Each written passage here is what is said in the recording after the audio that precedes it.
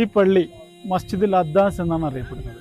പ്രവാചകൻ സല്ലല്ലാഹു അലൈഹി വസല്ലമയെ തായിഫിലെ കുട്ടികളെ ഭ്രാന്തരെന്ന് വിളിപ്പിച്ച് അവരെ കൊണ്ട് പ്രവാചകനെ കല്ലെറിയിപ്പിച്ച് പ്രവാചകനെ ചോരയൊലിച്ച് വന്നിരുന്നത് ഇവിടെ അന്നൊരു മുന്തിരി തോട്ടമായിരുന്നു. ഈ തോട്ടത്തിലാണ്.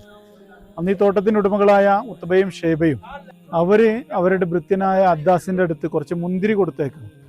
പ്രവാചകൻ സല്ലല്ലാഹു അലൈഹി വസല്ലമ ബിസ്മില്ലാഹിർ റഹ്മാനിർ റഹീം എന്ന് പറഞ്ഞുകൊണ്ട് ആ മുന്തിരി കഴിക്കാൻ തുടങ്ങി. ഇത് കേട്ട അദ്ദാസ് പ്രവാചകനോട് ചോദിച്ചു, എന്താണ് താങ്കൾ ഈ ചൊല്ലിയിട്ടുള്ളത്? ഇതുവരെ നാട്ടുകാരും ഇങ്ങനെ ചൊല്ലിയതായിട്ട് ഞാൻ കേട്ടിട്ടില്ല. അപ്പോൾ പ്രവാചകൻ ചോദിച്ചു, നീ ഏത് നാട്ടുകാരനാണ്? നീനവ പ്രദേശത്തുകാരനാണെന്ന് പറഞ്ഞു. അപ്പോൾ പ്രവാചകൻ പറഞ്ഞു, മുമ്പ് യൂനുസ് എന്ന് പറയുന്ന ഒരു പ്രവാചകൻ അവിടെ ജീവിച്ചിരുന്നില്ലേ? അപ്പോൾ അദ്ദാസ് ചോദിക്കുന്നുണ്ട് അത്ഭുതത്തോടു കൂടി, യൂനുസിനെ താങ്കൾക്ക് അങ്ങനെ അറിയാം എന്നുള്ളത്.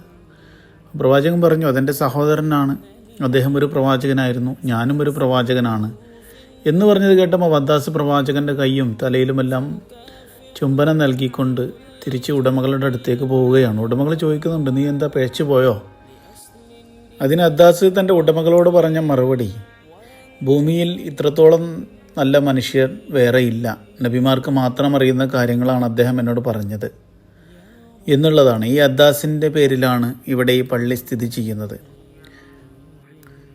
പ്രവാചകൻ വിശ്രമിച്ച സ്ഥലം പ്രവാചകൻ്റെ സ്പർശനമേറ്റിട്ടുള്ള മണ്ണ് എന്നുള്ള പ്രത്യേകത ഉള്ളത് കൊണ്ട് തന്നെ ഈ ചരിത്ര പ്രാധാന്യമുള്ള പള്ളി വിശ്വാസികൾ സന്ദർശിക്കാറുണ്ട്.